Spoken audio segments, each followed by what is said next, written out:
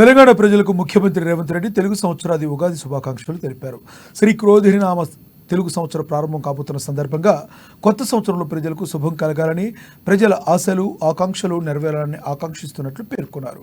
కొత్తేడాదిలో కాలం కలిసి రావాలని, వానలు సమృద్ధిగా కురిసి రైతుల కుటుంబాల్లో ఆనందం వెల్లివిరియాలన్నారు. నూతన సంవత్సరంలో తెలంగాణ రాష్ట్రంలో అన్ని రంగాల్లో మెరుగైన అభివృద్ధి సాధించి దేశానికే ఆదర్శంగా నిలుస్తుందని ఆయన ఆశాభావం వ్యక్తం చేశారు. మన సంస్కృతి సాంప్రదాయాలు చాటి చెప్పేలా ఉగాది పండుగను సంతోషంగా జరుపుకోవాలని కోరారు. రాష్ట్ర ప్రజలకు ప్రపంచవ్యాప్తంగా ఉన్న తెలుగు వారందరికీ క్రోధినామ సంవత్సర సందర్భంగా భట్టి విక్రమార్క శుభాకాంక్షలు తెలిపారు. ఉగాది పండుగ ప్రజలందరికీ సకల శుభాలను పంచాలన్నారు. ప్రజల జీవితాల్లో సుఖశాంతులు తేవాలని, కష్టాలు నష్టాలు తొలగి ఆనందమయ జీవితాలకు ఈ పండుగ నాంది కావాలని ఆకాంక్షించారు.